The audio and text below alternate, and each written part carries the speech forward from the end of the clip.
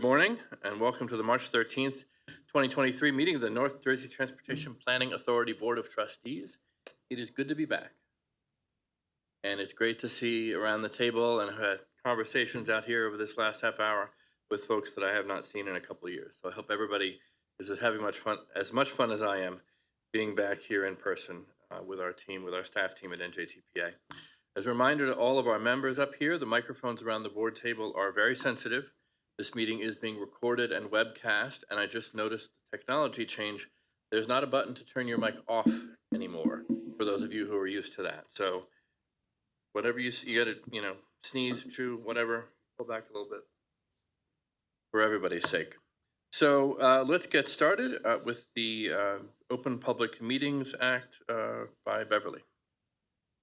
This is to advise that in accordance with the Open Public Meetings Act, Chapter 231, BL 1975, adequate notice of this meeting has been forwarded to the Newark Star Ledger, the Asbury Park Press, the Courier News, the Daily Record, the Home News Tribune, the Jersey Journal, and the New Jersey Herald. It was posted in the Essex County Hall of Records in Newark. Thank you very much, Beverly. Please rise and join me to honor our flag.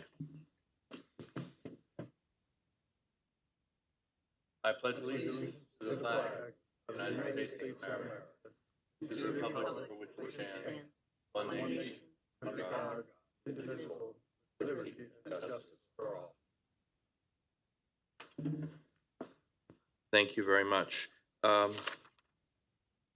Beverly, I see next in the agenda is the, No, my next speaking part is the approval of the minutes. That leaves you for the roll call, please. Present and voting. Essex. Here. Hudson. Present. Hunterdon. Jersey City. Present. Middlesex. Monmouth. Present. Would you please say your name after your response? Terry O'Connor, Monmouth County, present. Okay. Morris. Present, Stephen Shaw. Newark. Present. Raymond Concepcion, non-voting. Ocean. Jack Kelly here. Passaic. John Bartlett here. Somerset. Sarah Sui, present. Sussex. Union. Betty Jane Kowalski here. Warren. Dave Deck here for Commissioner Jason Sarnowski. Governor's Office. Dorian Smith here, Governor's Office. NJDOT. Andy Swords, present. NJ Transit. Michelangelo, present. Port Authority. Jay Sheffield, here. Citizens Representative. Okay, we have 1, 2, 3. We have 13 voting members present. Thank you very much, Beverly. That brings us to approval of the minutes.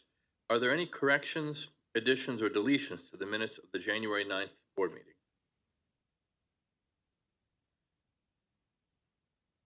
Seeing none, may I have a motion to approve the minutes? All for the minutes for approval. Thank you. Do I have a second? Union County. Thank you very much. All in favor? Aye. Opposed? Any abstentions? All right. Well, that brings us to the chair's remarks, and I'd like to take this opportunity to present my report to the board. Welcome again to the March meeting of the NJTPA Board of Trustees, our first in-person gathering since March of 2020. Great to see you all in person again. In determining the future of our board meetings, I conducted a survey last November, and we found that most of the board members see value in meeting face-to-face. So we're back in this room for board meetings. Committee meetings will continue to be held virtually. I thank you all for joining us here in Newark, particularly those of you with long trips from the further reaches of our region.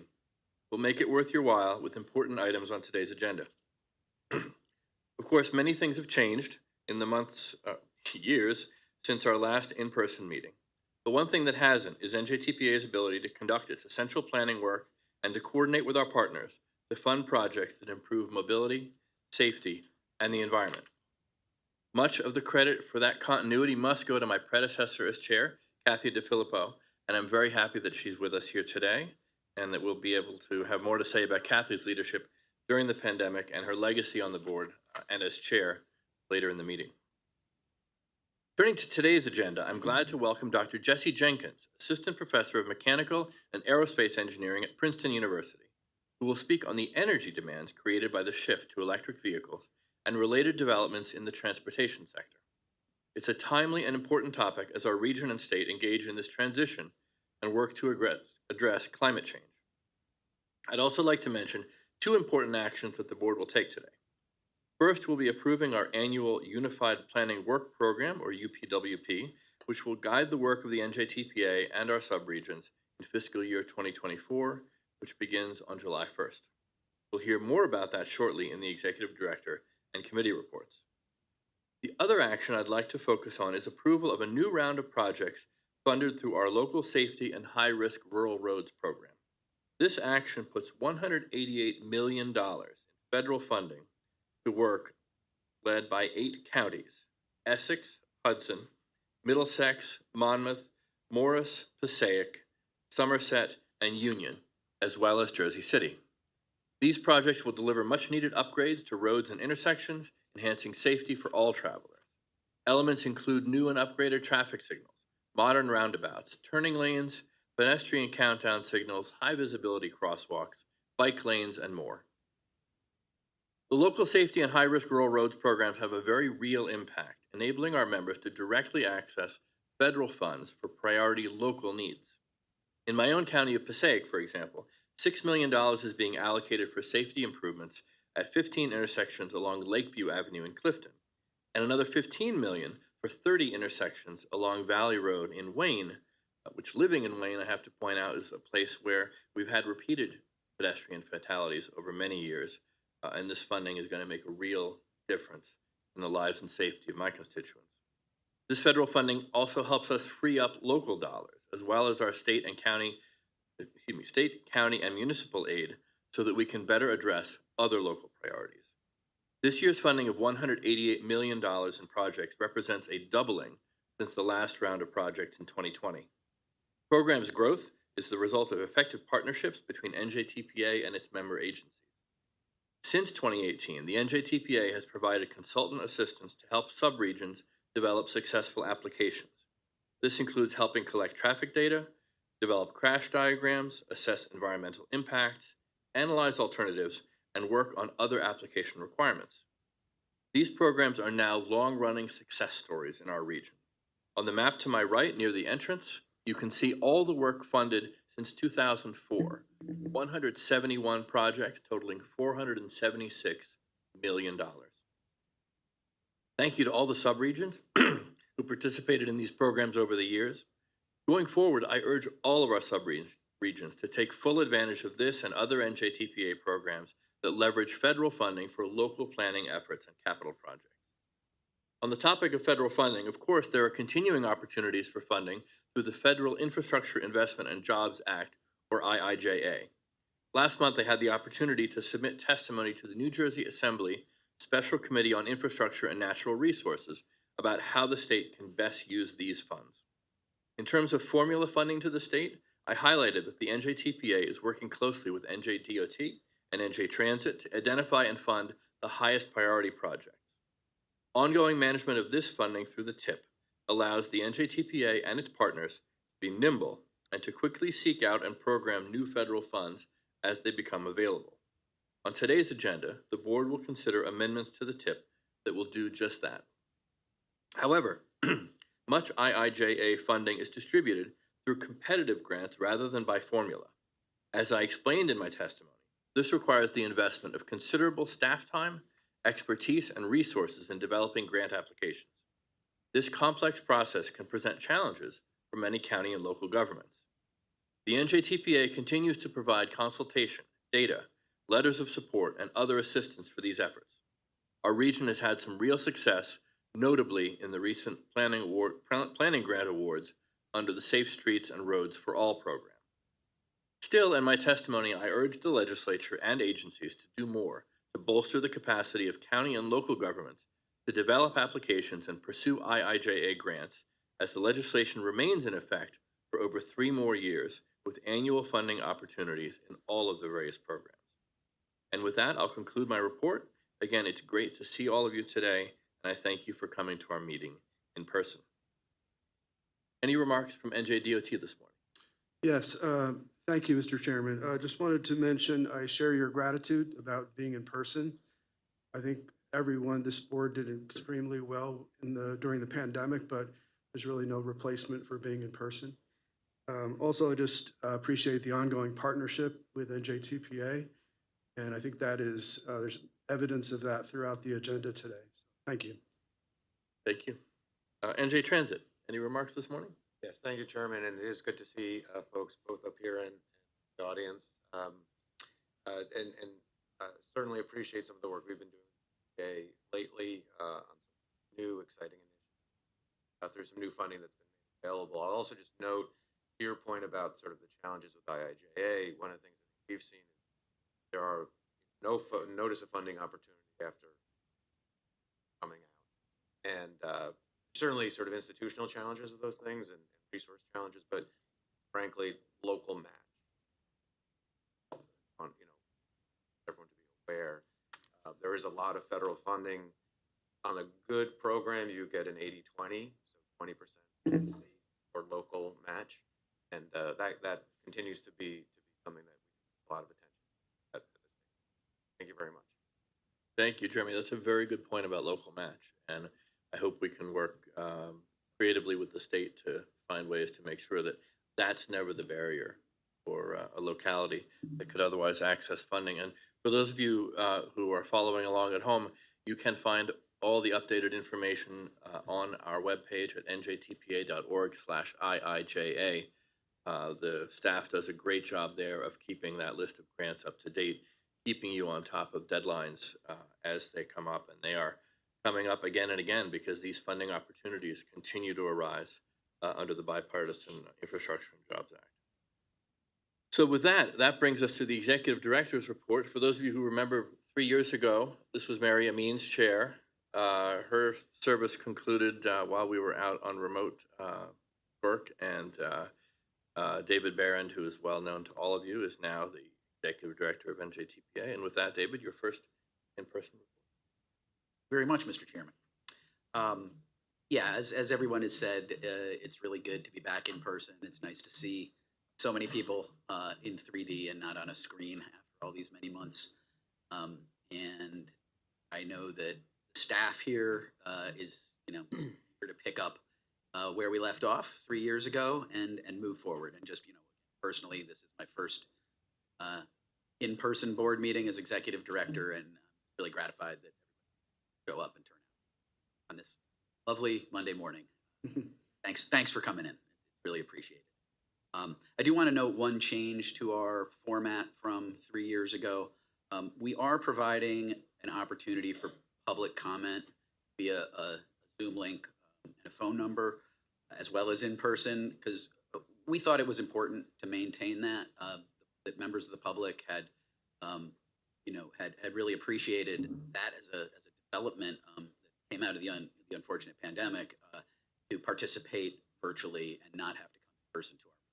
We did want to maintain that. I should note that we had requested that people all sign up in advance to comment. If you're listening out there on the live stream and you do decide you want to comment, as soon as possible, send a email during the meeting to njtpa@njtpa.org indicating so, and we will try to get you on public comment towards the end.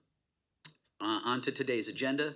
As the chair mentioned, today the board will consider approval of the fiscal year 2024 Unified Planning Work Program, UPWP for short, which guides the work of central staff, subregions, and the transportation management associations for the fiscal year that will begin on July 1st.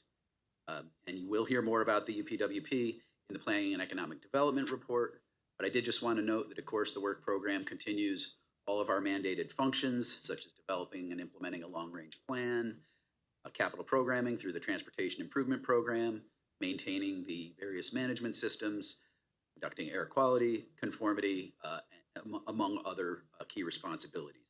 And in the upcoming fiscal year, we'll also take on some new or expanded initiatives. Just a few examples.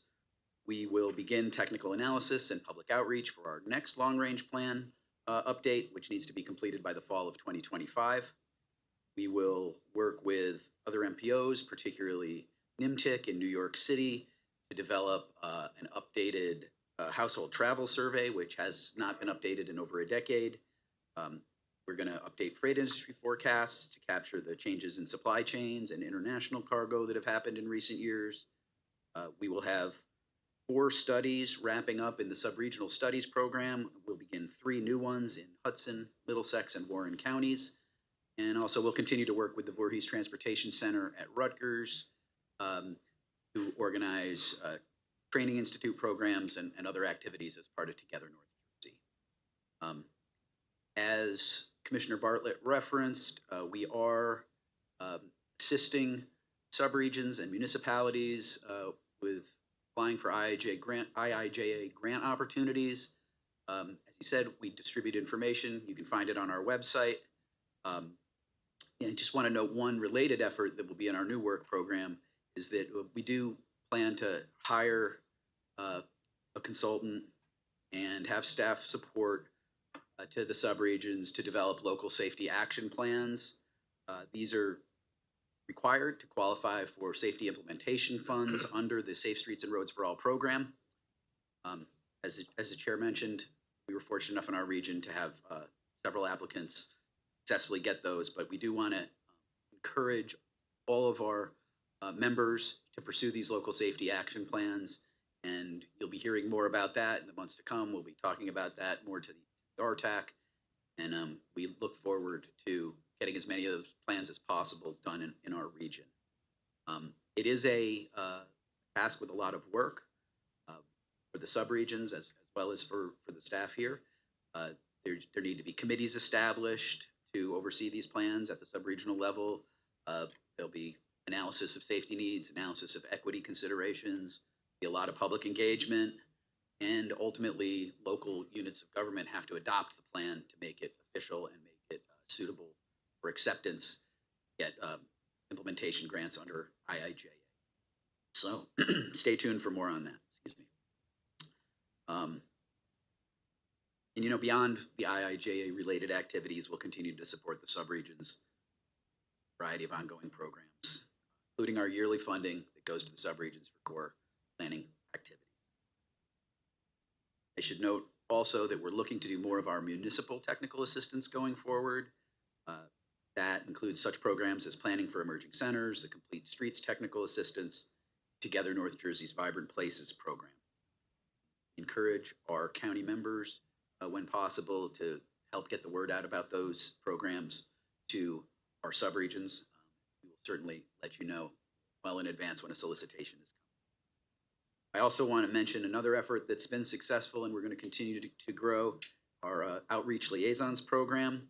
With the help of Rutgers VTC, we conducted training in January and February for the newest group of community outreach liaisons. They serve as ambassadors on some current studies and other initiatives that will be coming up, including the long-range plan and sub-regional studies. The program has really helped us increase inclusion, participation, diversity of public engagement that we do. And we will certainly keep you all posted on the progress of that program and certainly work with the subregions to find opportunities for putting those liaisons into action. Before I wrap up, I do just want to mention a couple upcoming events. March 23rd, we'll join with representatives of the 10 MPOs in New York, Connecticut, and Pennsylvania, make up the MAP Forum for the MAP Forum's Multi-State Freight Working Group virtual workshop. That's going to be about offshore wind development and the implications for regional planning and transportation.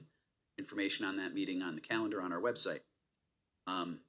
Also, it is that time of year where the New Jersey Transaction Conference is coming up. That's going to be in Atlantic City, Tuesday, April 18th through Thursday, April 20th. Some board members and members of central staff will be leading and participating in sessions. We'll have a booth as we typically do, so we encourage everybody to come out and see us there. More information on that conference is at njtransaction.com. Also in Atlantic City, the New Jersey Association of Counties Annual Conference is May 3rd through 5th. NJAC.org will be sharing further details on that. We're also planning to attend that and have a booth I've had in the past. And I think that's about it. This is also the time of year when we typically update the NJTPA Board Handbook, which we are in the process of doing. There's just been a couple changes with some of the contacts at the sub-regional level very recently. So we're just gonna, when everything's in order for that, we will share that with you electronically. It's proved to be a useful and valuable handbook for board staff alike. And with that, I'll conclude my report. Thank you very much, David. So that brings us to today's presentation, Pathways to Zero, Decarbonizing the Transportation Sector. Dr. Jesse D. Jenkins is an assistant professor and macro-scale energy systems engineer at Princeton University with a joint appointment in the Department of Mechanical and Aerospace Engineering and the Andlinger Center for Energy and Environment. Dr. Jenkins has delivered invited testimony to multiple congressional committees, and his research is frequently featured in major media outlets. He regularly provides technical analysis and policy advice for nonprofit organizations, policymakers, investors, and early-stage technology ventures working to accelerate the deployment of clean energy. Please welcome Dr. Jesse Jenkins. Thank you all. I appreciate the opportunity to join you this morning. I hope this presentation gives a bit of broader context to the ongoing energy transition that is now underway and will be accelerated, particularly by federal legislation passed in the last Congress and by state efforts here in New Jersey and around the region, which will provide a framework for the important work that you all do to plan the vision for our future transportation system in North Jersey. So I'm going to start at the big picture, and then we'll drill down towards the transportation sector towards the end of the presentation. So let's start with the path that we're on now. Our challenge as a country is to reduce greenhouse gas emissions, which cause dangerous climate change, to net zero as rapidly as possible. Net zero is the point where all human-caused greenhouse gas emissions are exactly equaled out by human-caused removals of carbon dioxide and other greenhouse gases from the atmosphere. That's the point where we stop digging ourselves a deeper hole when it comes to the challenges and damages and impacts of a changing climate, right? The first rule of holes is when you find yourself in one, stop digging. And that's the challenge that we face. So we have been making progress. A lot of folks, I don't think, appreciate this, that since 2005 to 2007, when our emissions peaked in the United States at about 6.6 billion tons of greenhouse gas emissions, we've seen those decline by about 1 billion tons. So we're making progress. This is the pathway that we need to be on, however, to reach the goal of cutting greenhouse gas emissions to half of our peak levels by 2030. That's the goal that President Biden has committed the United States to on the international stage as part of our global contribution to the effort to reduce climate change, and then on to net zero by 2050. That requires tripling the average pace of carbon reductions and greenhouse gas reductions that we've seen over the last decade, from about 2% per year to about 6% per year. So as you'll see throughout this presentation, the challenge is to go faster, faster, faster, right? It's going to be a consistent theme. And that requires foresight, it requires public policy and investment, and it requires significant efforts to overcome coordination challenges so that we can move faster collectively. If we size up the overall challenge, this chart shows the various fuels that we use in our economy overall, or final energy carriers. This is a reference scenario if we don't do anything to accelerate our pathway to net zero emissions. And you can see that it more or less continues along as we see today, with total energy use roughly flat, although starting to increase again in the later half of the chart. That's because as the population grows and demand for energy services grow, we're also offsetting that with improvements in energy efficiency, particularly improvements in vehicle fuel efficiency, which is what leads to that initial decline before current fuel economy standards expire, and we assume that they sort of revert to the mean. So if we take a look at this, a third of our final energy carriers or fuels are carbon-free carriers, primarily electricity, but also steam and a tiny bit of hydrogen. These are fuels that, when we use them, don't emit any greenhouse gas emissions or direct pollutants in the case of electricity and steam. And that means if we can find ways to produce them without carbon emissions and other greenhouse gases, then we have a soup to nuts pathway from clean fuels to clean consumption. Now, there are a lot of different ways we can produce these fuels with clean electricity sources, right? Nuclear power, solar, wind, offshore wind, and advanced technologies coming to market now like carbon capture and hydrogen and others. So there's a lot of ways that we can tackle this third of the pie. The bigger challenge which is where most of your work is focused now, is on this 2/3 of the pie, which is for demand for liquid and gaseous fuels, right? This is our demand for gasoline, diesel, jet fuel, natural gas. And these are challenging to decarbonize because there's not as many options available to easily produce drop-in replacements for the liquid and gaseous fuels that we consume. Right? We have a few options available. We can continue to use them in large point sources like power plants or refineries and install carbon capture equipment that can then capture that CO2 out of the flue gas and then safely store it in geologic basins. That's one option. It's quite expensive, right? We're adding significant additional pollution controls effectively onto our existing equipment, and that adds cost. The other option is to try to use carbon neutral substitutes like bio-derived fuels, right? Ethanol, advanced biofuels, biogas, or landfill gas, or to produce hydrogen or electrofuels from clean electricity or bioenergy. The challenge there is that these are all much more expensive and less efficient uses of our available clean energy inputs than producing electricity or steam. And then finally, we could continue to use some fossil fuels, particularly things like jet fuel, perhaps, that are high value and difficult to decarbonize, and then offset those remaining emissions with negative emissions technologies. Things like bioenergy with carbon capture, where the plants grow and absorb CO2 from the atmosphere, and then when we turn them into fuels or use them, we capture that CO2 and store it, and that's a net negative process where we're removing CO2 from the atmosphere. So we can do some of that. Now, the challenges we've explored in our work at Princeton in the Net Zero America study, which charted a number of different pathways to get the country to net zero, is that there are just limits on all of these options. They don't add up to collectively allow us to continue using liquid and gaseous fuels at the levels that we do today. So our big challenge then is to expand that orange pie, part of the pie, particularly the role of electricity, to displace fossil energy consumption in transportation, in heating, and industrial processes. And there are many options to do that as well, right? Electric vehicles, heat pumps, high temperature resistance heating and boilers for industry, and the production of intermediate fuels like hydrogen from electricity that can help us get the job done. Now, what that means is that the electricity sector is really the linchpin in the efforts to decarbonize the overall economy. Now, I have to admit, at some point I had to go look up what a linchpin is. It's the pin in the middle of a wagon wheel that if you pull it out, all the spokes come apart and you can take the wheel apart, right? So, you know, the key, if we were in Pennsylvania, I'd talk about the keystone, but we're here in Jersey, so I'll talk about the linchpin. So this is the thing that is not the whole thing, right? We have a bunch of other challenges we have to overcome as well, but it is the central piece of the challenge. And it's why most of my research focuses on transitions in the electricity sector. So this chart shows our current electricity supply mix. We produce about 4,000 terawatt hours or billion kilowatt hours. And about 40% of that today is carbon free. Half of that comes from nuclear power plants, a little bit more from hydroelectric. And then we have a growing contribution from wind and solar power, which are rapidly expanding. That still means, though, that about 60% of our electricity today comes from fossil energy sources, about half and half from coal and natural gas. The challenge, if we are on a pathway to net zero, is that electricity demand is going to begin to grow again quite substantially. We've had basically flat electricity demand nationally since roughly 2003 to 2005, as energy efficiency measures again offset increases in demand. That is going to fundamentally change. So even as the overall energy system will see declining energy demand, the electricity sector has to get back into a growth mentality.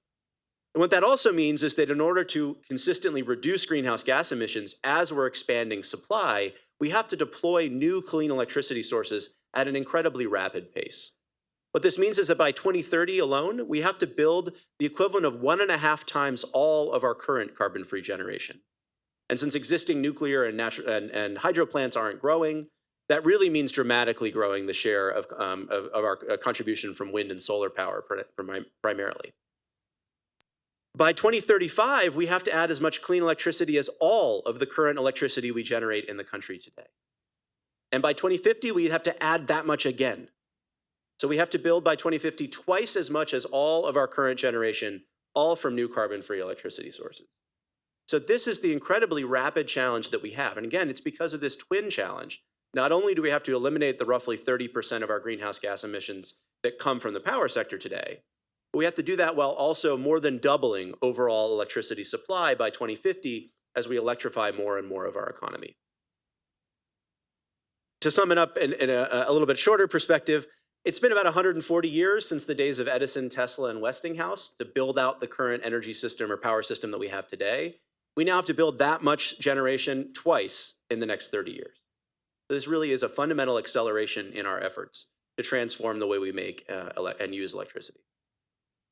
Now, what that depends on is smashing new record deployment rates, basically year after year after year. So this chart shows our historic capacity additions of new power generation of different technologies. The gray there in the 2000s is a big build out of natural gas power plants. We did a lot of that here in New Jersey and the broader PJM region after we deregulated the electricity sector and natural gas. And then you can see more recently the growing and steadily accelerating contributions from wind in blue and solar in yellow or orange. Now, this is the pace that we would want to be on if we were on the pathway to net zero greenhouse gas emissions.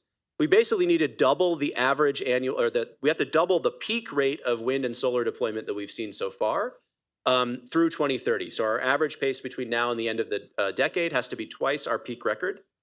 And from 2031 to 2035, it has to be about 3.5 times our record. So we have to just keep accelerating.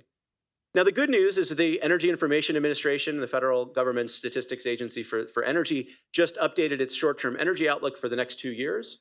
And it's reporting that we are likely to see solar capacity additions double relative to their peak in 2022, which was also double the previous peak in 2020. So the solar industry is on track to hit these goals. This is not impossible. The challenge, however, is on the wind side, where the EIA expects that we will only deploy at about half of our peak rate over the next 2 years, rather than accelerating. And so overall, we need to be moving faster with renewable energy deployment as a sector. Now, this sounds transformative. It is. I don't want to undersell the nature of this challenge, the pace, the amount of infrastructure that we have to build to get on this track, but it is quite affordable. So this shows our historic expenditures on energy as a share of our GDP or our economic activity over time. And you can see that through prosperous periods of American history, we generally spend about 6 to 8% of our GDP on energy services. This is across, consumers, businesses, the whole economy.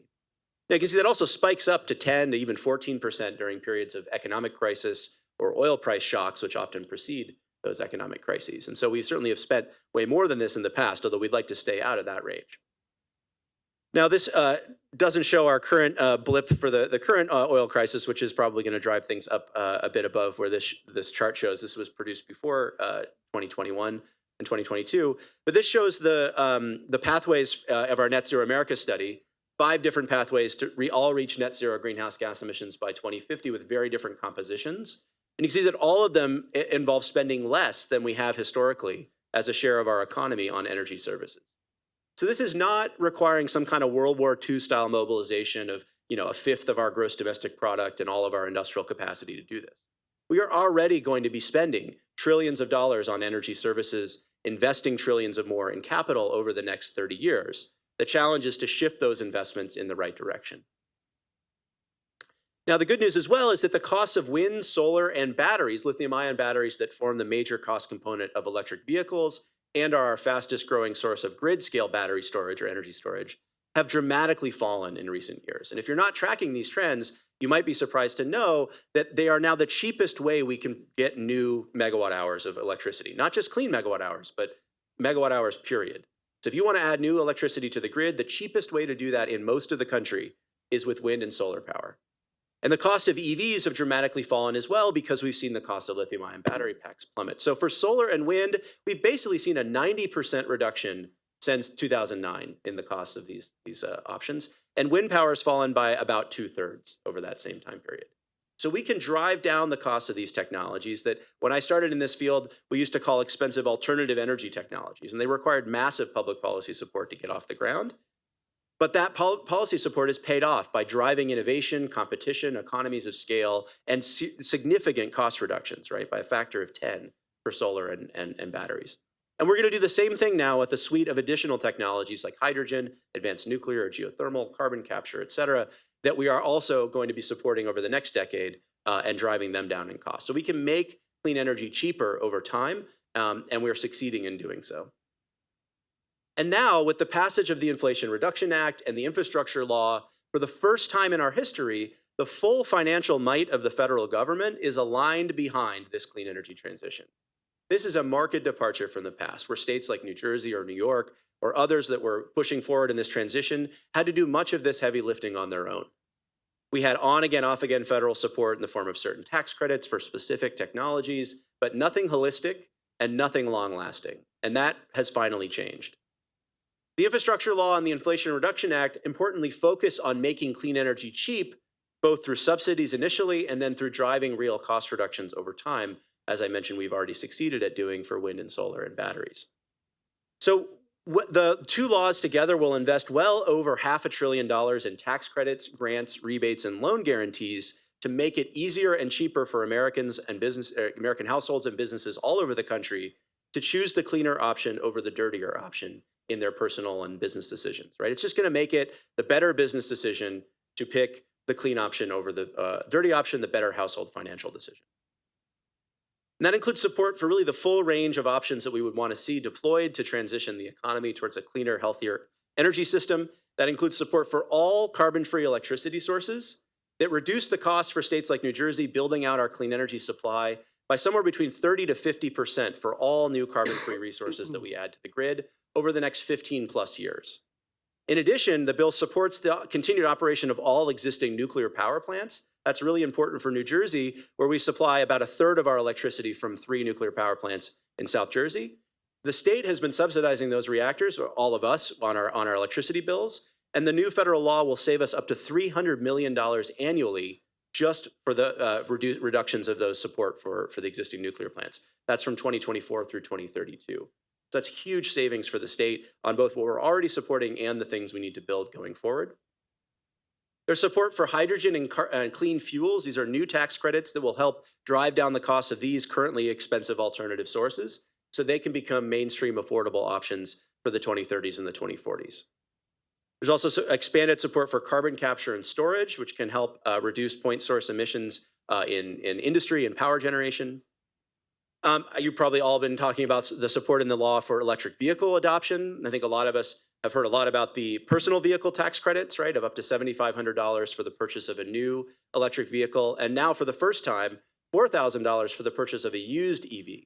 That's important because most Americans don't ever buy or lease a new vehicle, right? We buy our cars in the secondary market.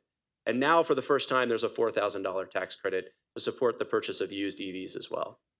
Now, what I think is underappreciated by many, maybe not those in the room here, is the business EV tax credit, or zero carbon or zero energy emissions vehicle tax credit, which also offers up to $7,500 for business uses of EVs, of light duty vehicles, and up to $40,000 for medium and heavy duty vehicles, up either $40,000 or 30% of the cost of the vehicle. And that tax credit is now transferable if you are a non-taxable entity like a municipal government or a school district or others to the seller. So you can now directly take advantage of those credits for municipal fleets, for waste hauling, for school buses, and for other nonprofit and governmental uses. And so that is going to drive, I think, a significant acceleration of uptake in medium and heavy duty vehicles as well, and in government applications and nonprofits. There's also support for energy efficiency measures and electrification of buildings, particularly heat pumps to heat our buildings and cool our buildings much more efficiently. And then the infrastructure law provides a lot, about $60 billion of funding for technology demonstrations and place-based hubs, so efforts to build regional clusters around hydrogen and carbon removal, as well as important investments in network infrastructure, which I'm sure you're all quite familiar with, the public chargers incentives, as well as transmission lines and CO2 pipelines and storage. So really quite comprehensive set of investments to put the country on a very different trajectory than it was in January of 2021 when the 117th Congress gavelled into session.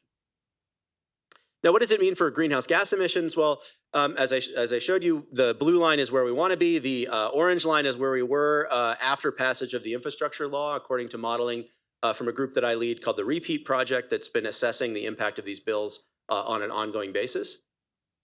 We faced about 1.5 billion ton per year annual emissions gap between where we were headed and where we wanted to be to get to that 50% reduction in 2030. And the Inflation Reduction Act will close somewhere on the order of half to 2/3 of that gap. Our preliminary analysis indicates we'll be at about 42% below 2005 levels by 2030, so shy of the 50% goal. but a substantial reduction and acceleration, basically a doubling of the pace of emissions reductions that we were seeing prior to the law, but still falling short of that tripling that we want to be on. Now, it's important to note that that's just the direct effect of the law. By driving down the cost of clean energy for everyone, all Americans, it's going to make it easier for states or cities or other subnational governments or companies to increase their levels of climate ambition. So whatever level of ambition made political or economic sense before Uncle Sam picked up a big chunk of the tab, you can reassess that ambition and increase it while still, spending a similar amount as you planned before this law. And so that's likely to drive a significant acceleration of efforts at local and state levels. And it's important that it also lowers the cost of compliance with any future regulations at the state or federal level. Of course, anytime a new regulation is promoted, there's a careful analysis, or should be a careful analysis, of the cost of compliance with that new rule to be weighed against the benefits of the rule. And now, with federal subsidies for basically all of the compliance options you might expect, it's easier for regulators to adopt more aggressive standards without burdening industry, households, or businesses. Now, of course, we've seen this already, this accelerating effect already at work in New Jersey. Just a couple weeks ago, Governor Murphy announced an acceleration of state efforts to transition the state towards a cleaner energy economy. That includes a commitment to accelerate our target for 100% carbon-free electricity from 2050 to 2035 to take advantage of all the new affordable options created by the law, accelerating the pace of EV adoption, of heat pump adoption, et cetera, including the Advanced Clean Cars 2 standard, which would require 100% of sales of new vehicles to be, light-duty vehicles to be electric or fuel cell vehicles by 2035. Now, this sounds, again, like a big challenge, right, to go at this pace. What does it mean for cost? We've modeled explicitly what the Inflation Reduction Act would look like, as well as efforts to accelerate beyond what the law provides for New Jersey and the PJM region, which is the broader regional grid that we're part of here. What we found is that the Inflation Reduction Act would drive down both CO2 emissions and energy costs. So we see in the electric power sector side, emissions falling by about 36% by 2030. There's a rebound across the region if we assume that after the expiration of subsidies for existing reactors, that nothing continues in their place. I think that's unlikely, but that's, we're modeling the current law. And so if there's no further support for the nuclear fleet beyond 2032, some of those plants will retire and emissions might go back up. But if the states in the region accelerate our efforts, as New Jersey and others are trying to do, we could actually cut greenhouse gas emissions in the PJM system by 80 to 90% by 2035, while paying less in our bulk electricity supply costs than we have in recent years. So from 2019 to 2021, we paid about $50 to $60 per megawatt hour. And in these cases, we're spending about $50 per megawatt hour in 2035 for a grid that's 80 to 90% cleaner than it is today. So we can meet these goals affordably and address our climate and air pollution impacts of the power sector. Now, on the transportation side, of course, the Clean Cars 2 standard has a substantial ramp up in the pace of new EV sales. So you can see in 2021, we had about 5% of all new vehicles sold in New Jersey were electric, plug-in or hybrids or full battery electrics. That grew to about 8%, so 60% growth from 2021 to 2022. I think we're expecting similar expansion in 2023. The blue bars here are the targets set by California and the Advanced Clean Cars 2 requirements, which other states, including New Jersey, are considering adopting. So New York, Oregon, and several others have already decided to move in this path, and Governor Murphy has announced the intention to do so as well. So this is an accelerated ramp up to 100% of new vehicle sales by 2035. If we were to continue growing at 60% per year, as we have over the last couple of years, we'd actually exceed this pace. So EV adoption is already underway. The industry is investing heavily. The subsidies provided by the Inflation Reduction Act make it an economic no-brainer for millions of households. And so we're likely to be on this path even without this regulation, but this helps provide a lot of clarity for where the industry needs to go in the state. Now, that sounds like a lot of new clean electricity, a lot of demand on our grids, and that is true. We have to prepare ourselves for a growing electricity sector, right? That requires infrastructure investments of a kind we haven't seen in decades in the power sector. However, it's important to note that while we are focused on 100% of vehicle sales by 2035, sales are only a fraction of the fleet each year that turns over. And so the stock turnover is a lot slower than the sales turnover. And this chart shows that. So the blue lines here are the sales share, and the orange is the light duty stock share on the left, and the medium and heavy duty shares on the right that we project from the repeat project. And you can see that the stock turnover gives us more time to prepare. So while we have to think about pushing the new vehicle sales, we have more time to adjust to a substantial share of our vehicles on the road actually demanding electricity to charge. And the charger networks to support that. And so we do need to move, but we have some time to look ahead at the changes coming and to plan both the public and private infrastructure that we need to enable this transition.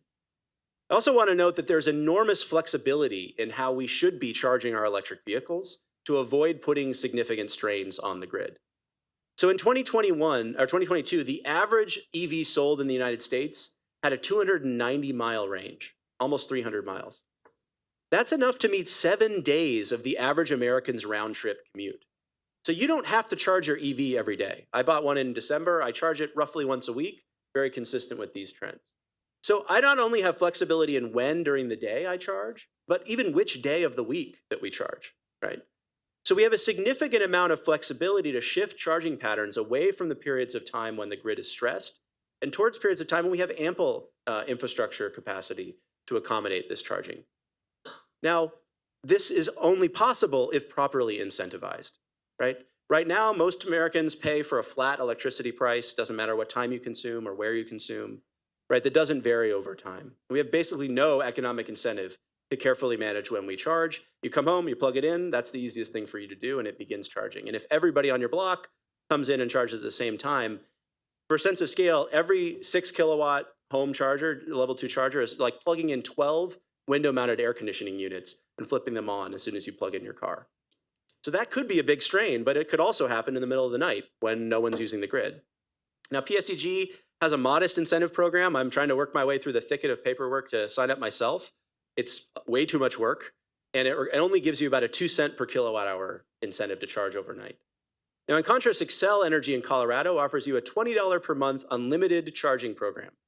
Right, could you imagine a gas station offering you $20 a month for unlimited fuel ups, right? So that's the deal they're offering to consumers if they use smart charger programs that allow the utility to manage a whole neighborhood worth of EVs as to when they charge their vehicles. You put in how much range I need in the morning to get to work and back and go pick up the kids, and they manage when the different vehicles across your block charge, and that dramatically reduces the impact on the grid. And of course, it's a great deal for you too, right? $20 a month for unlimited fuel. All right, so these are the kinds of incentive programs that we need to be thinking about as a state. And if we do that, we can get way ahead of the stress on the grid. That's true for hot water heaters, for HVAC systems as well. And if we unlock the flexible EV charging abilities across the fleet and water heating, even just a modest portion of those, our team has modeled that could reduce New Jersey's peak electricity demand by nearly a fifth in 2040. These are huge savings in the amount of stress we put on the grid. Now, I want to end with a couple of important trends and benefits of this transition. The first comes from our energy security perspective, which of course has taken on even more importance in the last couple of years, both geopolitically and here in the United States. Despite the fact that we are a global net exporter of oil and natural gas now, when a dictator on the other side of the world decides to start a land war and invade his neighbor, it immediately drives up prices for all of us, for Americans all over the country to drive to work, to do our businesses, to get freight, to market overnight, even though we're still a net exporter, right? So we are not economically secure from these kinds of global price shocks and conflicts. We may be, physically secure in a way that Europe isn't, and that's a benefit, but it's not insulated us. And it's important to know that since we discovered oil and gas here in the United States, we've basically been consuming more of it every year, year on and year out, with the exception of little 2 or 3 year long blips during recessions and oil crises. That's going to change now with passage of the Inflation Reduction Act.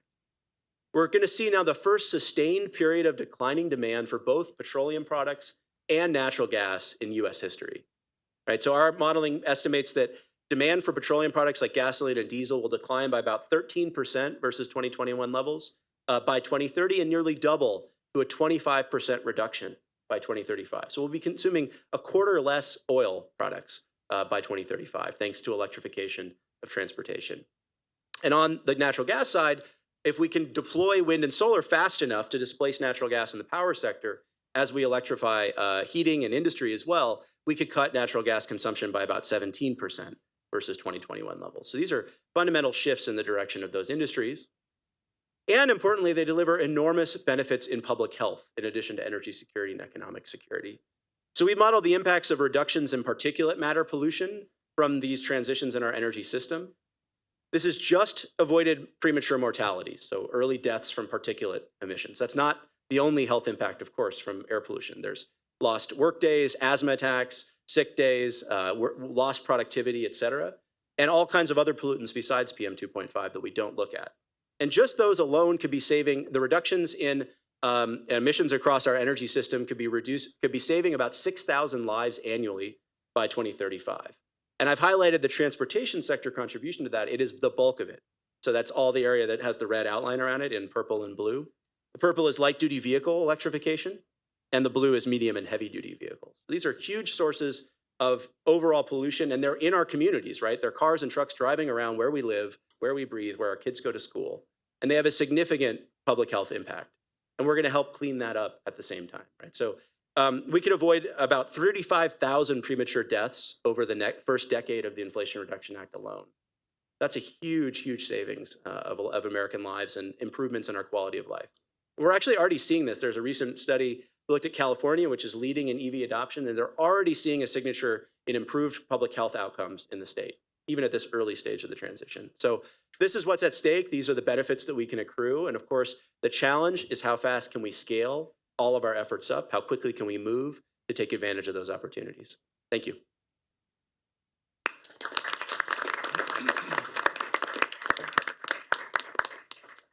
All right. Wow. Thank you, Dr. Jenkins. You gave us a whole lot to think about. Please stay at the podium. I'm sure there's loads Yeah, of I'd love to answer questions. I'm actually going to take my privileges as the chair to ask the first one. It strikes me that when we're talking about the development of these new clean energy infrastructures, there's kind of two models. One is sort of massive project, acres and acres of offshore wind, for example. And the other is, much more micro, solar panels or wind turbines on individual road signs and billboards, so-called traffic-powered wind turbines that actually harness the breeze of cars blowing by to power things along the roads. What's the combination of those two? First of all, am I right or wrong? But second of all, what's the combination of those that get us to these kinds of numbers? And what does that tell this board about what we should be making sure are in the road projects and infrastructure projects that we fund? Yeah, so I'd say there are important contributions from distributed resources. The wind powered by the roads, actually, just because of conservation of energy, is actually pulling that energy out of the cars going by creating more wake. So it could be good if there's no other way to plug into something, but you're going to be pulling the energy out of the vehicles to drive that wind power. Solar is the easiest one to distribute. We are a leader in New Jersey in distributed solar. It's also considerably more expensive than utility scale solar. So we pay something like 3 to 10 times as much energy, depending on the scale and cost, for distributed solar than we do for large utility scale solar projects. Now, we don't have a whole ton of land in New Jersey, so there's going to be a role for these distributed resources as well. And if consumers are willing to pay more for some portion of it to produce their own energy, that helps as well. In our modeling, it's probably more like 80–85% of the contribution comes from the bulk side of the system, and maybe 15–20% from distributed resources like mostly rooftop solar and distributed solar. And even at that distributed scale, the larger the scale we can do, the lower the cost, because it's the same panels in both cases, but there's significant economies of scale in one installation rather than 1,000 of the same, that add up to the same capacity, lower labor costs, lower transaction costs, et cetera. And so, community scale solar projects, large commercial rooftops are a lot more affordable than, residential households or, single panels up on utility poles or things like that. So we should consider to, remember that economies of scale are significant here, and that the more we can do at the bulk level, the more affordable the transition is going to be. Now, my entire lifetime, we haven't seen this kind of infrastructure build out in this country, right? We've sort of coasted off of the effort to build out most of our modern infrastructure that, stretched back to the New Deal and through maybe the 1970s and 80s, right? And so it's going to be a challenge to get used to building infrastructure at scale again. We're going to have to be thinking about, as a state, where do we want large scale utility solar farms across the state? How can that coexist with our farmland, right? Which is something it can do if done right, but if done wrong, it won't. how much are we going to depend on offshore wind versus transmission to the west, where we can get access to cheaper onshore wind resources. So these are the kinds of balances we have to think about now, and that's the kind of modeling we do a lot of in my group. Okay, thank you. Any other board members want to ask a question to our speaker? I have a question. Dr. Jenkins, thank you for this great presentation. When we're talking about electrifying the transportation sector, there's been a revolution in the past few years in terms of electric vehicle proliferation that can satisfy a majority of the trips for most Americans, saves American lives by being less likely to cause serious injury and fatalities in traffic crashes, and has a lower impact to both the electrical supply and just the overall lower carbon footprint. And that's the proliferation of an industry of high quality electric micromobility devices, such as e-bikes and e-scooters. Yep. So has your team or yourself looked at the policy and financial incentives that might help this puzzle of? Yeah, it's a great question. Now, there was in the Build Back Better Act, which is the House version of what became the Inflation Reduction Act, there was a personal tax credit for e-bikes and e-scooters, and that was unfortunately stripped before the bill passed. So there's no additional federal incentives for those kinds of purchases. But I don't think that the financial incentives are the biggest barrier. I think that the biggest thing, and this is the audience to be thinking about this, the biggest thing that can be done to promote non-vehicle mobility options and non-car options is safety, right? If we can build out safe citywide, region-wide networks of paths that are off the street, right, where you don't have to worry about getting doored by a car or hit at an intersection, many more people will ride scooters or bikes or e-bikes or whatever and get out of their cars. And I think that's the number one impediment. We've seen that in examples around the world where cities have invested in citywide networks, right? Not just a single bike path here and another one there, where you might be fine for a couple blocks, but then you got to get on this crazy intersection and across and navigate through. But really true citywide networks. The classic one is the city of Sevilla in Spain, where they were planning a citywide metro system originally, or light rail system, and they realized that for a 20th of the cost, they could build a citywide bike network and some rapid bus lines that went alongside them. And so they did that, and they now have some of the highest non-vehicle trip shares in the world. So you do have to think about it systemically at the citywide scale, or to think about where do people need to go from point A to point B. And if you think you can get on a bike or a scooter or an e-bike with your kids and safely navigate from here to there, you've succeeded. And if not, then people are going to be very reluctant, even if it's really cheap to do it. Because already it's a lot cheaper to commute on a bike than it is to commute in a car. Thank you.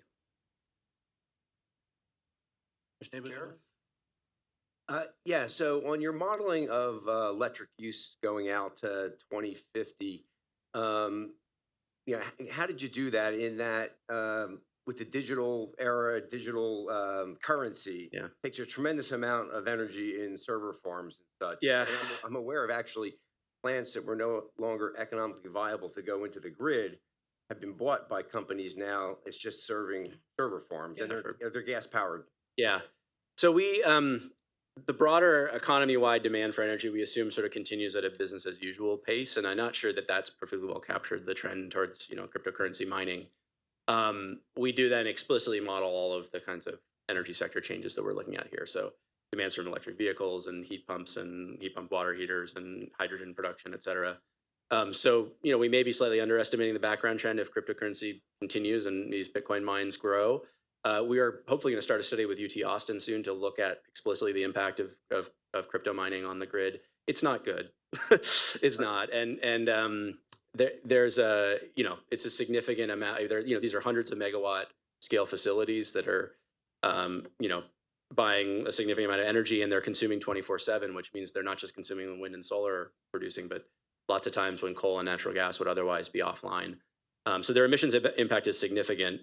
And there's already an alternative that, the proof of stake versions of these crypto currencies that is 99.5% less energy consumption. And so my real question is why? Why is this a valuable use of energy when you can do the same thing with 99.5% less energy? And there may be very specific use cases where proof of work is better than proof of stake, and I've been in debates with people about this. I still haven't heard anything convincing. So I think it's something we need to be very wary of from as a policy community.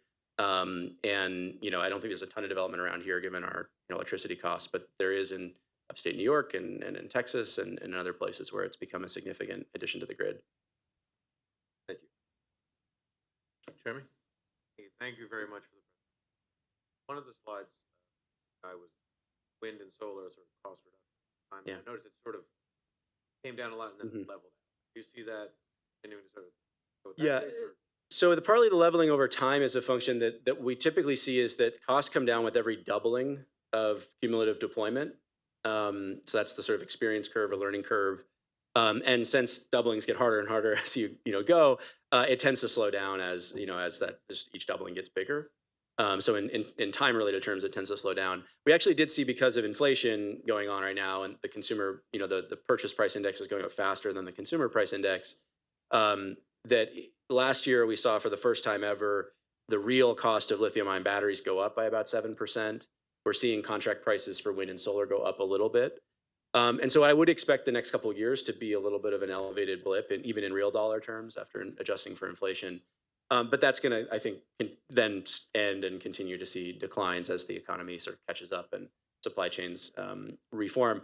There's a significant, I didn't talk about it here, but there's a huge amount of support in the Inflation Reduction Act for domestic supply chains for wind and solar and batteries and critical minerals and EV assembly. And that is going to play a big role in relieving those supply chain pressures. And it'll take a few years for those investments today in factories to come online over the next 2, 3, 4 years. But as they do, that's going to put, I think, a lot of downward pressure on these prices again. Hopefully the global, picture is better in a few years as well. So I would expect the next few years to not continue that trend, but then it continue over the long term, but not at the same clip that we saw. We won't see another 90% reduction, right, in the next decade, maybe a 30 or 40 or 50%. Yeah. Right. Well, let's all join in thanking again Dr. Jesse Jenkins. Thank you. I appreciate the opportunity to join you. Thanks.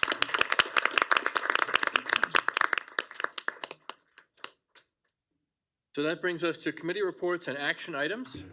Let's start with the Project Prioritization Committee.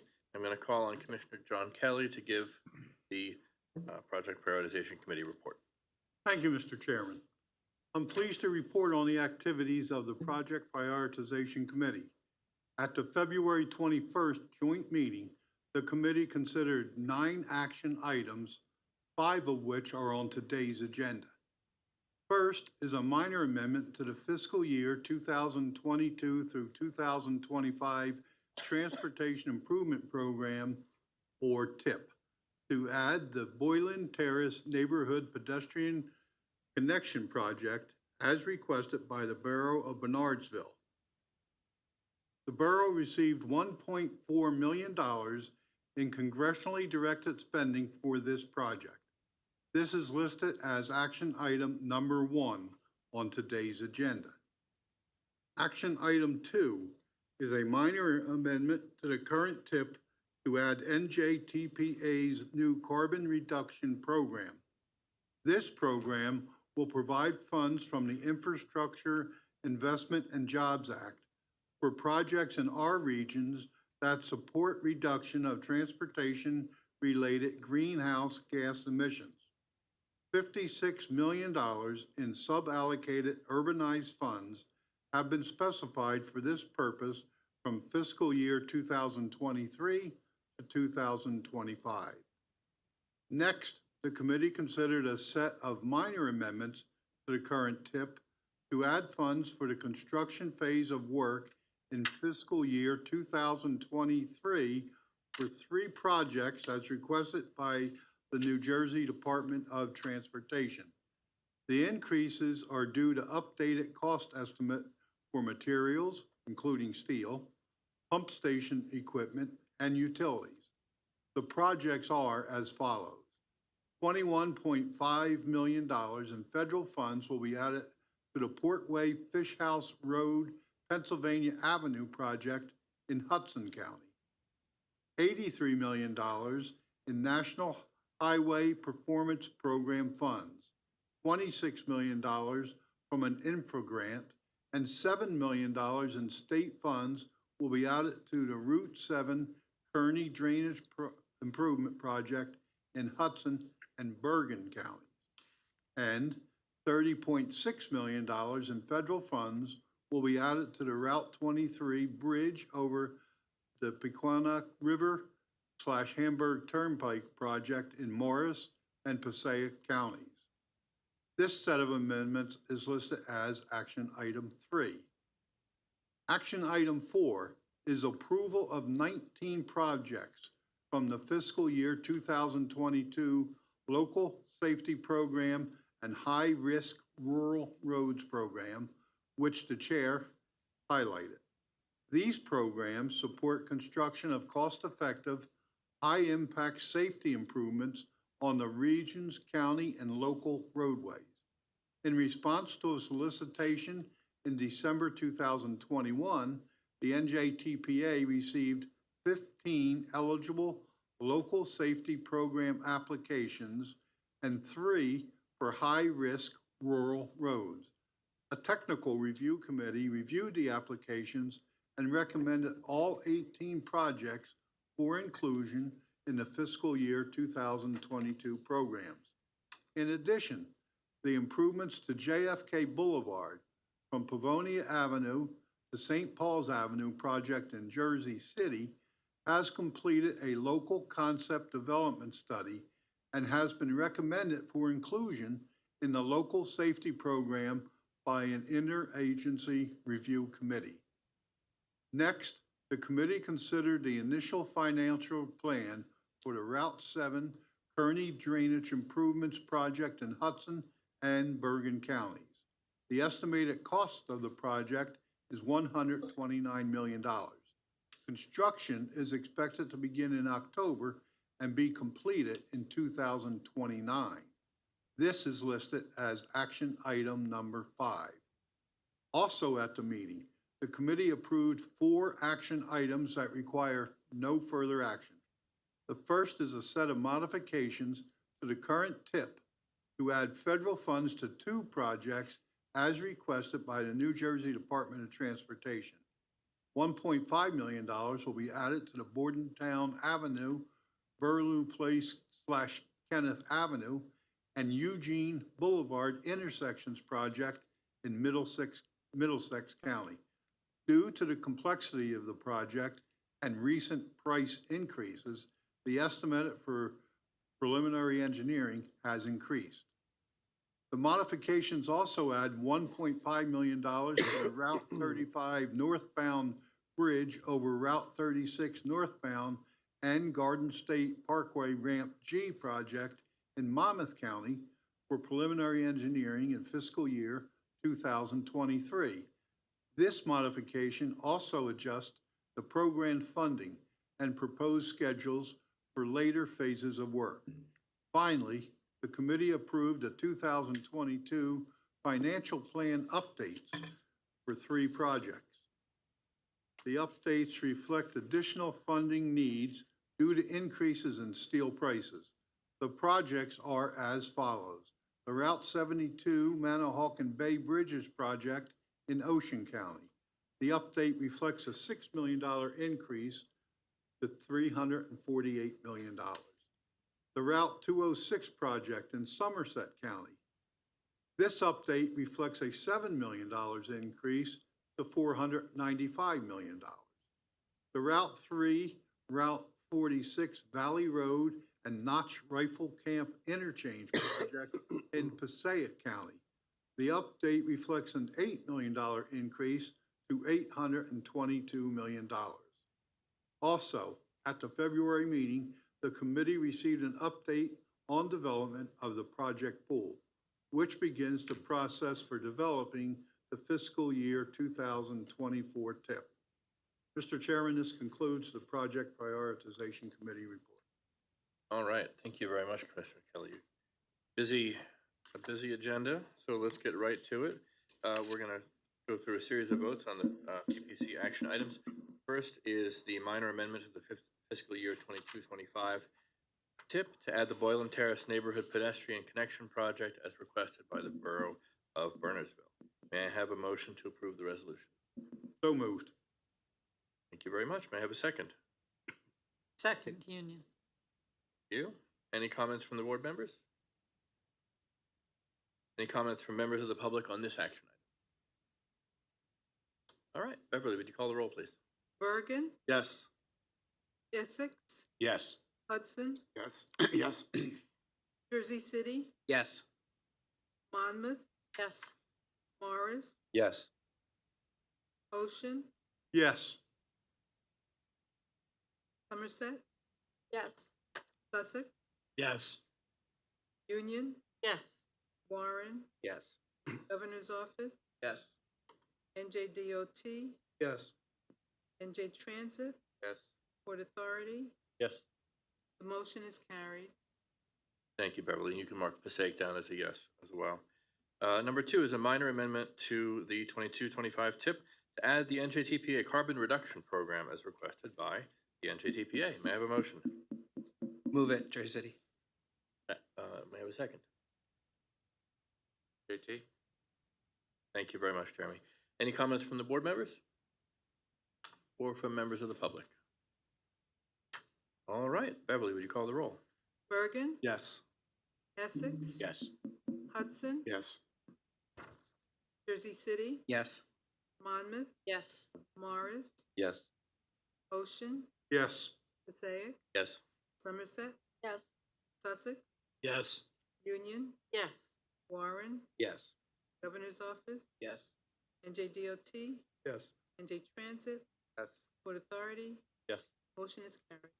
All right. Number 3 is a set of minor amendments to the 22-25 TIP to add federal funds to 3 projects as requested by the NJDOT. May I have a motion to approve? So moved, NJDOT. Can I have a second?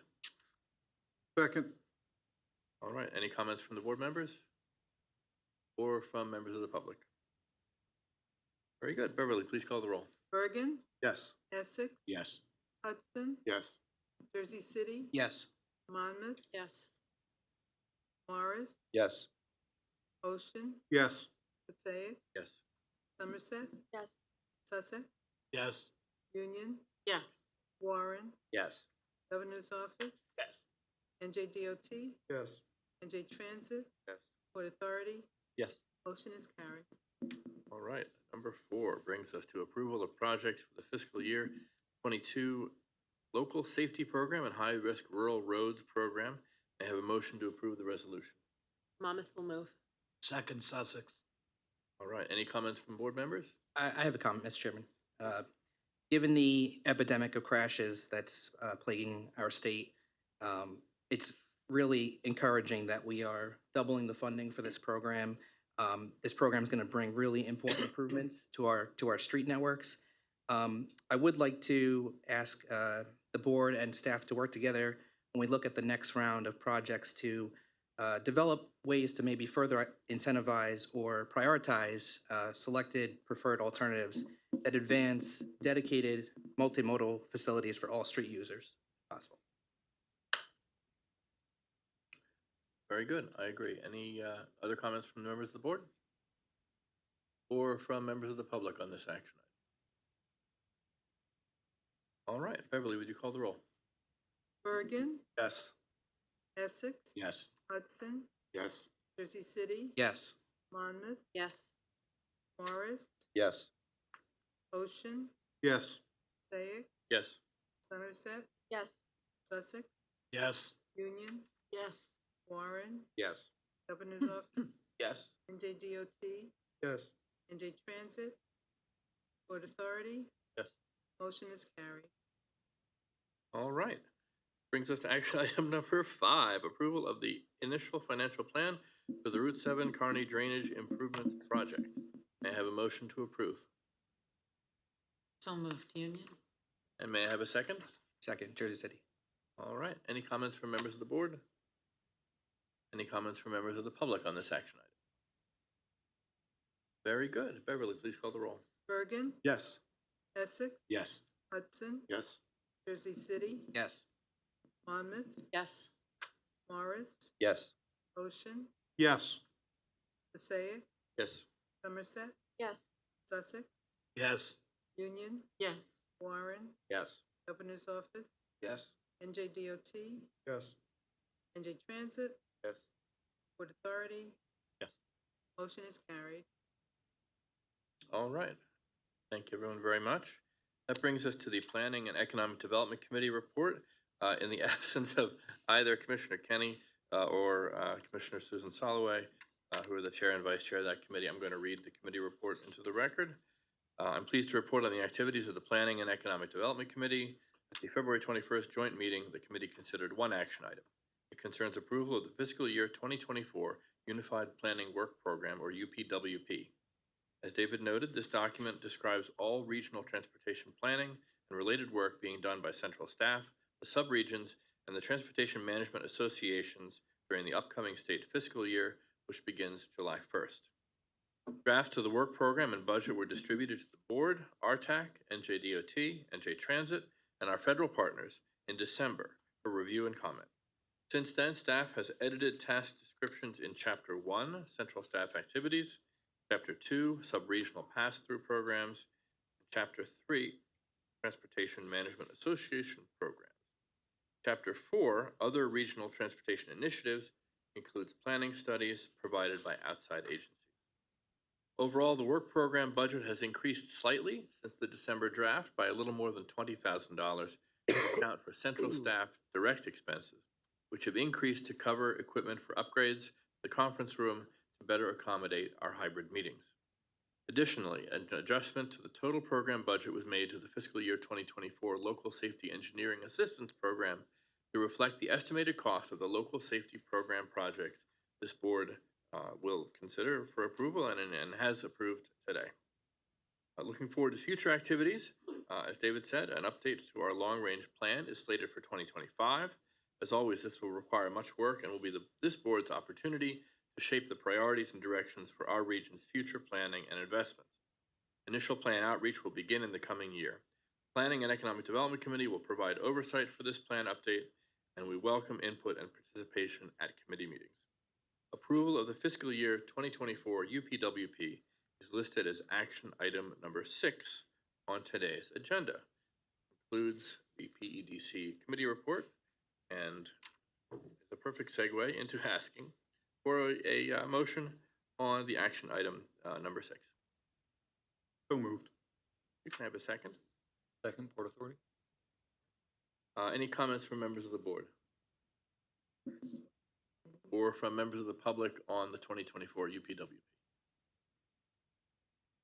Very good. Beverly, would you please call the roll? Bergen? Yes. Essex? Yes. Hudson? Yes. Jersey City? Yes. Monmouth? Yes. Morris? Yes. Ocean? Yes. Passaic? Yes. Somerset? Yes. Sussex? Yes.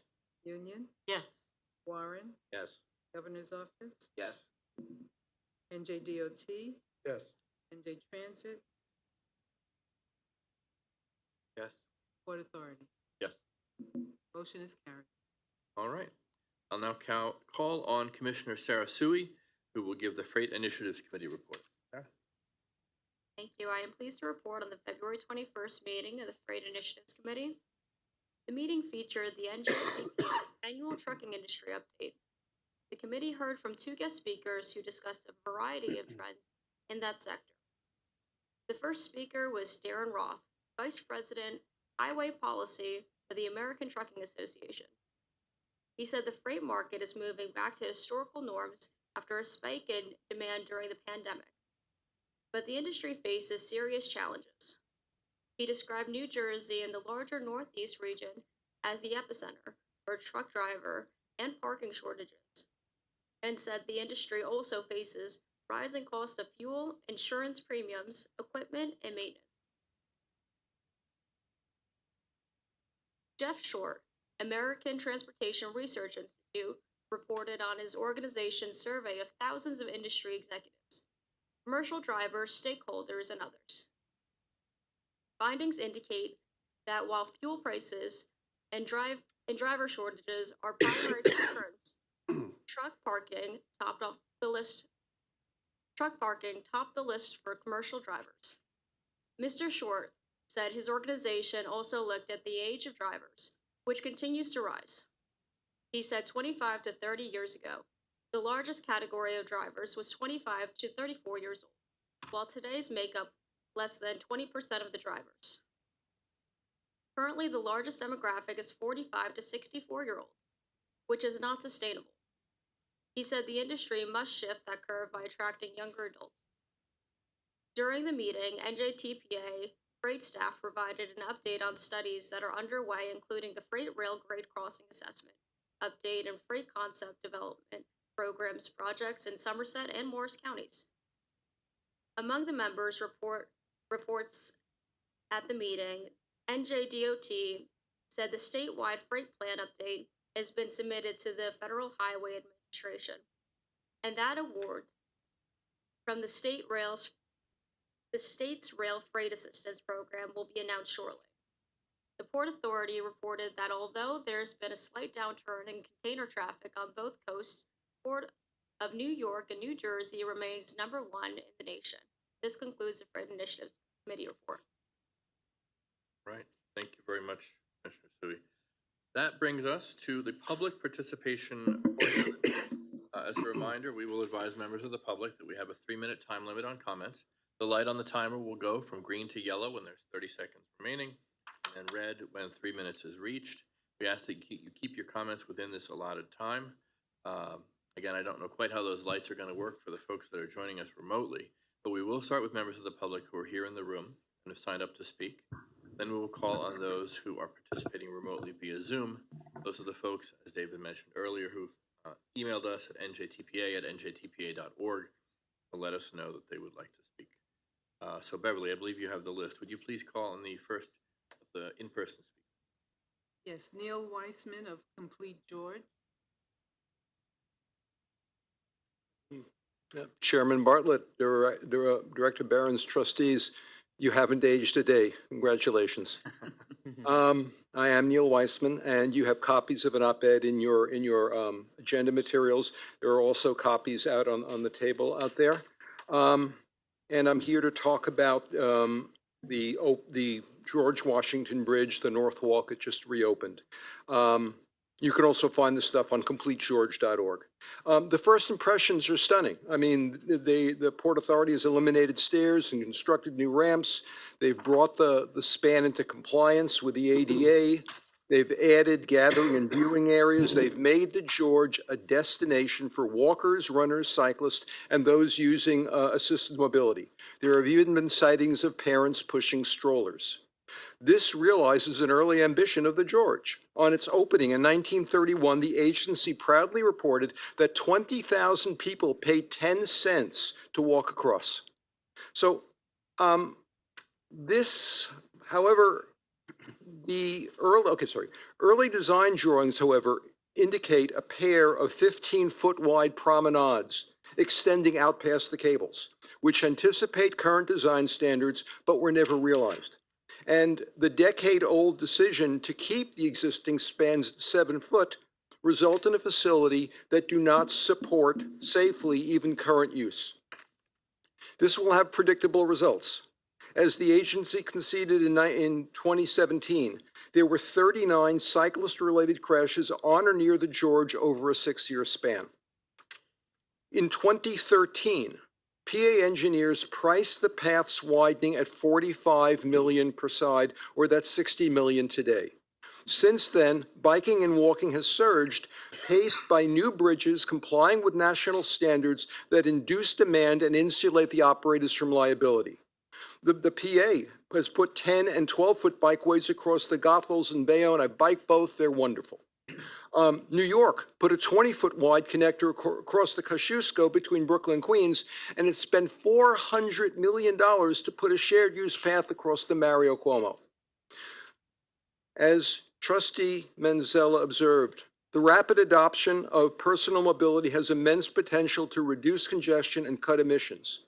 For the single amount of lithium in a single Hummer, you can power 240 e-bikes, and they don't require charging networks. But they do require wide, modern infrastructure to operate safely alongside regular bikes and pedestrians. Ultimately, if the Port Authority won't make this project a priority, then the state should pick up the tab.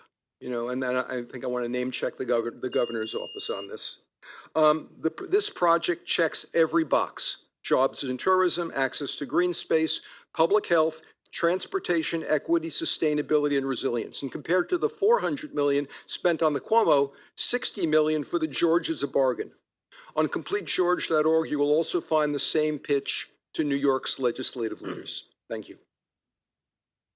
Thank you very much, Neil. Beverly, who's next on our in-person list? Next is David Peter Allen of the Senior Citizens and Disabled Residents Transportation Advisory Committee. Good morning. I am David Peter Allen, Chair of the Senior Citizens and Disabled Residents Transportation Advisory Committee, ScatterTAC at New Jersey Transit. For 38 years, our committee has been allowed to raise issues concerning our vulnerable constituents and their mobility, including fixed route services, service issues on community transportation, accessibility for riders with disabilities, access link, ADA accommodation, connectivity between transit modes, and funding for transit. If New Jersey Transit has its way, these discussions would soon be prohibited. NJ Transit is considering changes to the New Jersey Administrative Code, Section 16-78-4.1b, which would expressly limit our purview to a grant program under the Senior Citizens and Disabled Residents Transportation Assistance Act, a program which our committee has always supported throughout its history. The proposed regulations would silence us when it comes to any other issues concerning public transportation for our constituents who have no other voice at NJ Transit and would be relegated to the role of members of the general public, supplicants who must plead for fair consideration. Our committee is unique. All of our citizen appointees are either seniors, persons with disabilities, or both. A solid majority of us depend on transit for all of our mobility, or have done so for a number of years. Yet, some of us, despite age or disability, have achieved regional or even national reputations. As a contributing editor at Railway Age, which has served the railroad industry since 1856, I am one of them. In short, we are a microcosm of our constituency, and we experience what many of them experience. In an organization where decision-making authority rests entirely in the hands of motorists, we are the only affiliated organization which can advise those decision-makers on what we, who depend on transit, need to get from one place to another. If this proposal is implemented, it would constitute severe censorship against our committee and its constituents in violation of the First Amendment. And its effect would be discriminatory on its face, depriving only seniors and riders with disabilities of the only organization affiliated with New Jersey Transit that can advise decision makers about the challenges that we depend on transit face. We are negotiating with management, and those talks are ongoing, to keep the seniors and persons with disabilities who you and we represent in different ways from being left out in the cold. We are calling on New Jersey Transit to remove the 3 sentences in the proposed regulations that would severely restrict our purview, or for a separate advisory committee that would have a broad purview and would be a protected and permanent component of New Jersey Transit. We need the support of the elected officials who you represent to prevent this injustice in the making. We are a purely advisory body without any policy-making authority. We can only make suggestions, yet management wants to stifle, censor, and suppress even that right to speak to issues that affect most basic mobility for our constituents who depend on transit for all of their mobility. Please help us prevent this heinous and discriminatory proposal from going into effect. If you have questions, I'll be glad to answer them. Thank you. Thank you very much. Beverly, who's next? Persons present in the room. Chairman Bartlett, we have one person signed up to make remote public comments at this time. Andy Weiss, you have 3 minutes, sir. Hello, board. Good morning. I just have I'll be very quick. I'm just frustrated with the lack of planning for NJ Transit bus lanes. When was the last time the NJTPA had a meeting topic about bus lanes in New Jersey? NJTPA had at least 5 studies that recommended bus lanes in New Jersey. What is your planning solution to speed up NJ Transit buses in Hudson County? Are my NJ Transit buses going to continue to travel 10 miles per hour and remain stuck in car traffic for the rest of my life? Your job is to plan solutions, and you only plan solutions for motorists. The NJTPA has never lifted a finger for NJ Transit riders or pedestrians. The TPA only speaks up for motorists in New Jersey. Thank you. Thank you very much for your comments. I'm glad to see that that worked. This was our first time using the remote public comment. I'll hear that very clearly, which I appreciate. I just want to open the floor for anyone in the room who might not have signed up. Okay, well, that brings the close to our public comment period, but not yet to our meeting. Before we close the meeting, I'd like to take a few minutes to recognize and thank former NJTPA Chair, Commissioner Kathy DeFilippo, who has retired from public service. As I said before, it's great to have you here in person again, Kathy, as well as your husband. Kathy led this organization through the ordeal of the pandemic. We had to find new means to carry out our essential functions. And when all of us who were in government at the time remember, we were, jury-rigging all kinds of systems to make things work and to keep staff working, keep us connected to our constituents and to our service. And it really took a special kind of leadership and judgment to cope with all of those challenges. Kathy moved our agency forward through adoption of an updated long-range plan, progress on the Morris Canal Greenway and other trails, ongoing critical investment in roads and bridges, and continued advocacy for safety. For this and for much more, she deserves our thanks. I'm going to turn it over to David to comment further, and anyone else who would like to speak as well. Yeah, I'll just take a minute to say thank you to Kathy DeFilippo as well. I really appreciate trust she put in the NJTPA staff, and Mary Amin, the executive director at the time. I was the deputy at that time, and in a related sense, I'd just like to thank the NJTPA staff, of course, for that same period and their commitment. And as the chairman said, we were able to deliver on everything we needed to deliver on. We never missed a deadline on our actions and on our requirements for the federal government, and the office was never closed for even a day during the pandemic. We seamlessly switched to remote. And I really think without the support of a leader like Kathy DeFilippo, that would not have been possible or would have been much, much more difficult. Again, the trust she placed in us to get our job done and to move forward while providing guidance and encouragement and support was always really greatly appreciated. And prior to her time as chair as well, she's always been a pleasure to work with, a real great advocate for the NJTPA, participating in public engagement events, very hands-on member of our board, and we always really, really appreciated that. And it's really a model for board members. So thank you very much. Thank you for the encouragement and support you gave me over the years. I appreciate it. And then I would just say if there's anybody else at the table who would like to say a few words, who's worked with Kathy over the years, please feel free to jump in. Mr. Chairman, if I may, as the Morris County replacement for Kathy, I just want to thank her on behalf of our board for all her years of work here. She did a phenomenal job of keeping us up to date as to what was going on with her regular reports at our board meetings. When I had the pleasure and honor of serving with her for 4 years on our commissioner board, and when I first got on the board, I said, "Now, what's this NJTPA?" They're like, "Oh, Kathy does that." She goes down to Newark. She goes to all the meetings. She does great reports. She represents us really well. I'm honored now to be sitting here in her seat. I know I have very big shoes to fill. I think she had an unblemished record of attendance. She already handed me off the books with all the acronyms in them, so I'm trying to figure that out. But I do look forward to working with this board, and hopefully I can fill the shoes of Kathy. So thank you, Kathy. Thank you. Anyone else? I'd just like to thank Kathy as well. I wish that we would have had more time to work together in person, but I am proud to have worked with you in the time that you have served as chair. Thank you. Okay. Mr. Chairman, I just say to Kathy, right after taking that office, within 2 months, we completely changed our way of doing business. But under the leadership of Kathy, we were able to continue having our meetings, albeit remotely, but all of us knew what was going on all the time.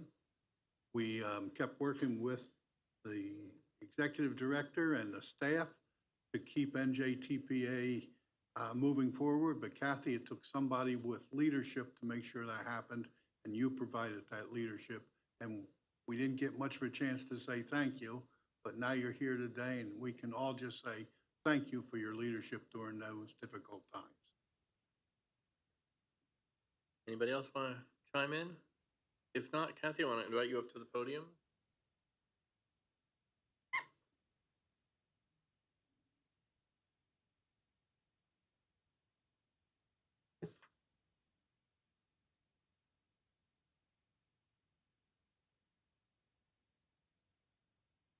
Like any good government document, this is loaded with whereas clauses. I could read all of them out, but honestly, you know, we all, at least most of us in this room, with a handful of exceptions, you know, got to witness this firsthand. The fact that you had exactly one meeting in this room as chair before everything changed. And, you know, these whereas, you know, this lays it out, you know, with more words than anyone would want me speaking here from the podium. But, you know, in all seriousness, the pandemic was a turning point for government in so many ways.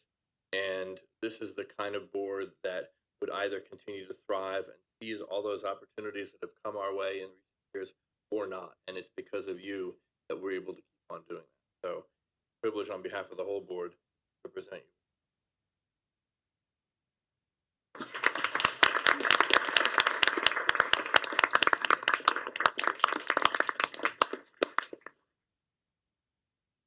Thank you. Thank you to everyone. I'm going to say that really what was fortunate for all of us is the active group of people we have working at the NJTPA. Seriously, we went dark. I mean, all of a sudden, we were all told our life changed overnight 3 years ago. And I think a lot of it that helped us at the NJTPA was the hands-on that we do. We were already out in the field conducting surveys, asking questions. This board has always taken an active role to be visible. The staff does an incredible job to keep us on track. But I think it was the experience of having been on the board for 7 years at that point, or now 6 years, and knowing all the staff made it a lot easier to transition to be able to go public virtually. And that was a big job. And they didn't get that help from me, as the staff will tell you. All these different ways to get virtually, GoToMeeting, Zoom. I mean, there were so many of them. I was totally confused. And I know a lot of people felt that way in the beginning. I continued to stay totally confused. But nonetheless, I am very proud of what this board and particularly our staff was able to accomplish during a time when we're all trying to figure out how to make work happen. It happened here. And that's the point of the NJTPA. We keep people and goods moving, and our staff did that. And I thank every one of them from the bottom of my heart for the reminders that we had a staff meeting before the board meeting, for all of the little things that came up that we had to talk about.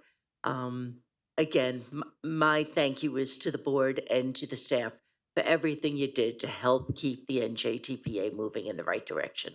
So thank you.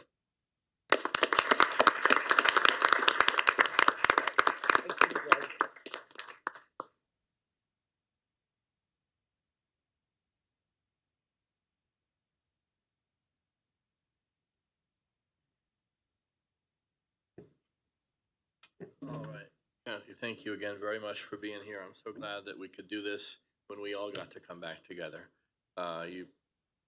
You earned at least a second time in this room with everybody focused on you and your extraordinary work as chair those 2 years.